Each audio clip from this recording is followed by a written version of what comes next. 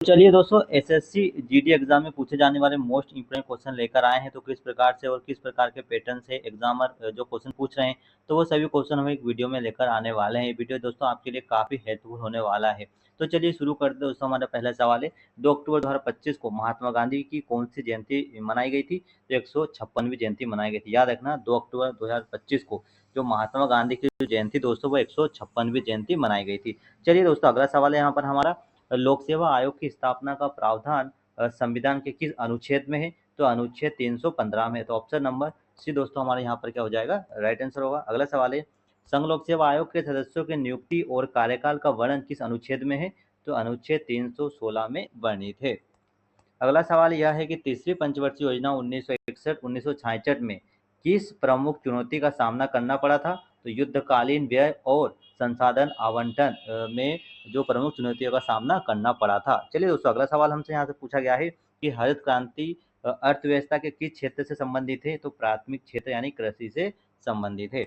अगला सवाल है, लक्ष्मी विश्वनाथ किस नृत्य शैली के लिए प्रसिद्ध थी? तो भरतनाट्यम के लिए प्रसिद्ध थी। अगला सवाल है, पृथ्वी के 2 सबसे नम स्थान कौन से हैं? तो चेरापूंजी और मासिन राम। क्या है? चेरापूंजी और क्या है? तो मासिन राम है। अगला सवाल है, नॉर्थर्न ब्लैक पॉलिड बेयर भारतीय इतिहास के किस काल से संबंधित है? तो द्वितीय शहरीकरण और महाजनपद काल से संबंधित है। अगला सवाल है, माइकल फैराडे ने विद्युत चुम्बकीय प्रेरण की खोज कब की थी? तो यह 1831 में की थी। ऑप्शन नंबर सी दोस्तों हमारे यहाँ पर क्या हो जाएगा, राइट आंसर होगा। अगला सवाल है, भारत सरकार अधिनियम 1919 के मुख्य व्यक्ति कौन थे?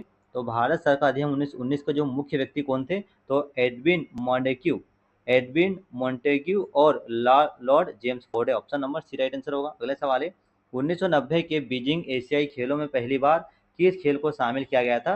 तो कबड्डी को शामिल किया गया था। अगला सवाल है, प्रधानमंत्री रोजगार प्रोत्साहन योजना किस मंत्रालय द्वारा क्रियान्वित की गई है? तो श्रम और रोजगार मंत्रालय द्वारा यह चालू की गई है। चलिए नेक्स्ट सवाल है, संयुक्त राष्ट्र में प्रदर्शन करने वाली महिला भारतीय संगीतकार कौन थी? तो एम.एस. सुब्बलक्ष्मी थी। अगला सवाल है, मामलापुरम नृत्य महोत्सव किस राज्य में आयोजित होता है दोस्तों? तो जो मामलापुरम नृत्य महोत्सव है वह तमिलनाडु का एक नृत्य महोत्सव है। अगला सवाल है, पहले एशियाई खेल 1951 का आयोजन कहाँ हुआ था? नई दिल्ली भारत में हुआ था। पहले एशियाई खेल का जो आयोजन है वह भारत में की नई दिल्ली में हुआ था। अगला सवाल है, भारतीय संविधान का भाग 3 किस संबंधित है? तो यह मौलिक अधिकारों से संबंधित है। अगला सवाल है, भारतीय संविधान के किस अनुच्छेद के तहत राष्ट्रपति आपातकाल की घोषणा कर सकता है? तो अनुच्छेद 352 में जो राष्ट्रपति होता है वह आपातकाल की घोषणा कर सकता है, अनुच्छेद 352 के तहत। चलिए अगला सवाल है, योजना आयोग के स्थान पर नीति आयोग की स्थापना किस वर्ष की गई थी? तो सन 2015 में की गई थी। कब की गई थी? तो सन 2015 में की गई थी। चलिए दोस्तों, अगला सवाल है, गारो खासी और जयंतिया पहाड़ियाँ किस राज्य में स्थित है? तो मेघालय राज्य में स्थित है। कहाँ पर दोस्तों यह? ये मेघालय राज्य में स्थित है। अगला सवाल है, भारत में प्रथम पंचवर्षीय योजना का मुख्य फोकस क्या था? तो कृषि विकास का था। क्या था? कृषि विकास का था। अगला सवाल है, हड़प्पा सभ्यता की खोज सबसे पहले कहाँ हुई थी? तो हड़प्पा में हुई थी। चलिए दोस्तों, अगला सवाल है, ब्लैक होल थ्योरी किस वैज्ञानिक से संबंधित है? तो यह स्टीफन हॉकिंग से संबंधित है। किससे है? तो स्टीफन हॉकिंग से संबंधित है। चलिए दोस्तों, अगला सवाल है, ग्राम स्वराज योजना किससे संबंधित है? तो यह ग्रामीण विकास से संबंधित है। किससे संबंधित है? तो यह ग्रामीण विकास से संबंधित है। दोस्तों अगला सवाल है, गेटवे ऑफ इंडिया का निर्माण किस अवसर पर किया गया था? तो ब्रिटिश राजा के स्वागत में किया गया था। अगला सवाल है, विटामिन सी की कमी से कौन सा रोग होता है दोस्तों? तो स्कर्वी रोग होता है। अगला सवाल है, नालंदा विश्वविद्यालय किस राज्य में स्थित था? तो यह बिहार राज्य में स्थित था। अगला सवाल है, द्रविड़ शैली मंदिर वास्तुकला किस राज्य में अधिक पाई जाती है? तो यह तमिलनाडु राज्य में अधिक पाई जाती है। नेक्स्ट सवाल हमसे पूछा गया कि गांधी इरविन समझौता जो है वह कब हुआ था? तो सन 1931 में हुआ था।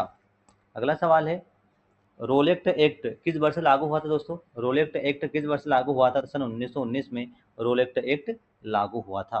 अगला सवाल है, ब्रह्मपुत्र नदी का उद्गम कहाँ है? तो कैलाश पर्वत से। जो ब्रह्मपुत्र नदी का जो उद्गम है वह कैलाश पर्वत से माना जाता है। अगला सवाल है, भारतीय रिजर्व बैंक का मुख्यालय कहाँ पर है? तो यह मुंबई में स्थित है। उसके बाद नेक्स्ट क्वेश्चन है, पंचशील सिद्धांत किससे संबंधित है? तो विदेश नीति से यह संबंधित है। अगला सवाल है, कांगेर घाटी राष्ट्रीय उद्यान किस राज्य में है? तो यह छत्तीसगढ़ राज्य में स्थित है। अगला सवाल है, मुगलकालीन प्रशासन में मीर बख्शी क्या था? तो एक सेना प्रमुख था। क्या था? सेना प्रमुख था। अगला सवाल है, हरित क्रांति भारत में मुख्यतः किस राज्य से शुरू हुई थी? जो हरित क्रांति हुई, जो क्रांति थी, वह भारत के किस राज्य से शुरू हुई थी? वह पंजाब राज्य से शुरू हुई थी। अगला सवाल है, Indian Space Research Organisation ISRO की स्थापना कब हुई थी? तो 1969 में हुई थी। अगला सवाल है, डायमंड हार्बर किस शहर के पास स्थित है दोस्तों? तो यह कोलकाता के पास स्थित है। अगला सवाल है, वेदों की संख्या कितनी है दोस्तों? तो वेदों की संख्या 4 वेद है। कौन से वेद है? 4 वेद होते हैं। अगला सवाल है, भारतीय संविधान का अंतिम रूप कब अपनाया गया था? तो 26 नवंबर 1949 को भारतीय संविधान का अंतिम रूप अपनाया गया था। अगला सवाल है, टाइगर प्रोजेक्ट कब शुरू हुआ था? तो 1972 में टाइगर प्रोजेक्ट शुरू हुआ था।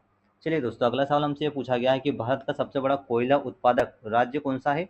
तो झारखंड राज्य जो है, झारखंड राज्य भारत का सबसे बड़ा कोयला उत्पादक राज्य है। अगला सवाल हमसे ये पूछा गया है कि लोकसभा का कार्यकाल कितने वर्ष का होता है दोस्तों? तो ये 5 वर्ष का होता है। जो लोकसभा का जो कार्यकाल है वह 5 वर्ष का होता है। नेक्स्ट सवाल है, ओजोन परत किस गैस से बनी हुई है दोस्तों? तो यह O3 से बनी होती है। किससे बनी होती है? तो O3 से बनी हुई होती है। अगला सवाल है, गांधी जी का जो चंपारण सत्याग्रह था वह कब हुआ था? गांधी जी का जो चंपारण सत्याग्रह सन 1917 में हुआ था। नेक्स्ट सवाल है, भारत का राष्ट्रीय ध्वज किसने डिजाइन किया था? तो भारत का जो राष्ट्रीय ध्वज का जो डिजाइन है वो पिंगली वेंकैया ने किया था। चलिए दोस्तों, अगला सवाल है, न्यायपालिका की स्वतंत्रता किस अनुच्छेद से संबंधित है? जो न्यायपालिका की जो स्वतंत्रता है किस अनुच्छेद से संबंधित है?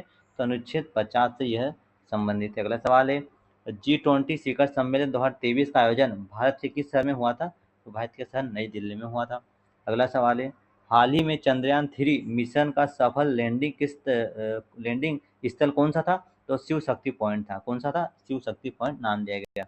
अगला सवाल है, भारत में डिजिटल इंडिया कार्यक्रम कब शुरू किया गया था दोस्तों? तो सन 2014 में शुरू किया गया था। अगला सवाल है, गगनयान मिशन किस संगठन द्वारा संचालित किया जा रहा है दोस्तों? तो इसरो के द्वारा यह संचालित किया जा रहा है। अगला सवाल है, भारतीय संविधान का कौन सा अनुच्छेद राष्ट्रपति शासन से संबंधित है? तो अनुच्छेद 356 है। अगला सवाल है, अजंता गुफाएं किस राज्य में स्थित है? तो यह महाराष्ट्र राज्य में स्थित है। नेक्स्ट क्वेश्चन है, हाल ही में INS विक्रांत किस प्रकार का जहाज है? तो विमान वाहक पोत है। अगला सवाल है, ग्लोबल वार्मिंग के लिए मुख्य गैस कौन सी है दोस्तों? तो कार्बन डाइऑक्साइड है। नेक्स्ट क्वेश्चन है, भारत का सबसे बड़ा लोकसभा क्षेत्रफल वाला राज्य कौन सा है? तो वह राजस्थान राज्य है। अगला सवाल है, मिशन इंद्रधनुष किससे संबंधित है? तो यह टीकाकरण से संबंधित है। नेक्स्ट क्वेश्चन है, चोल वंश की राजधानी क्या थी दोस्तों? तो चोल वंश की राजधानी तंजावुर थी। नेक्स्ट क्वेश्चन है, हाल ही में किस देश ने 2024 ओलंपिक खेलों की मेजबानी की? तो ये फ्रांस देश ने की थी। चलिए दोस्तों, अगला सवाल है, सत्यमेव जयते किस उपनिषद से लिया गया है दोस्तों? तो यह मुंडक उपनिषद से लिया गया है। अगला सवाल है, भारत में GST कब लागू हुआ दोस्तों? सन 2017 में भारत में GST लागू हुआ था। अगला सवाल है, काजीरंगा राष्ट्रीय उद्यान किस राज्य में है स्थित? तो यह असम राज्य में है। अगला सवाल है, हाल ही में G20 की थीम क्या थी? तो one earth one family one future. अगला सवाल है, नैनो टेक्नोलॉजी का उपयोग किस स्तर पर होता है? तो यह नैनो स्तर पर होता है। अगला सवाल है, भारतीय संविधान में कुल कितने मौलिक कर्तव्य हैं? तो 11 मौलिक कर्तव्य दिए गए हैं। चलिए दोस्तों, अगला सवाल है, हाल ही में किस भारतीय खिलाड़ी ने ICC क्रिकेट वर्ल्ड कप 2023 में सबसे ज़्यादा रन बनाए हैं? तो एक ही खिलाड़ी है, किंग कोहली, विराट कोहली।